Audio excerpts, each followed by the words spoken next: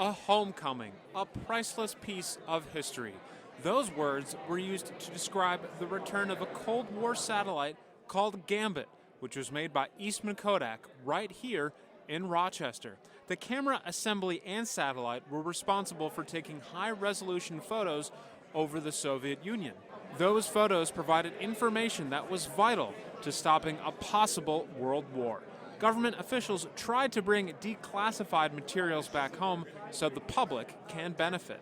The Gambit system was conceived here in Rochester, it was built here in Rochester, and the imagery that was obtained from the Gambit system was processed here in Rochester by Eastman Kodak. So this is a perfect home for this particular artifact. But if you say these are the pieces of a spy satellite, they light up and they get really excited about what that is, what the possibilities are, and how amazing it is that that was 60, 70 years ago, technology from that long ago, and how they could be the future of what's happening in Rochester and regionally, technology of the future. We also spoke to one of the project's electrical engineers, Paul Haas, who had to keep the project a secret until it was declassified in 2011, about the most rewarding part of the job. When they put the hardware together, our hardware, the hardware that General Electric was responsible for, the hardware that Lockheed was responsible for, we'd had a lot of meetings to talk about how it was all going to go together and make sure everything was all done on paper and done correctly.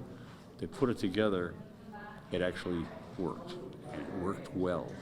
Things weren't misaligned.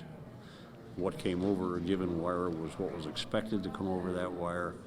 And when the government shared the fact with us that that was about as clean an integration as they'd ever seen, that was a proud moment. Dan Gross, News 8.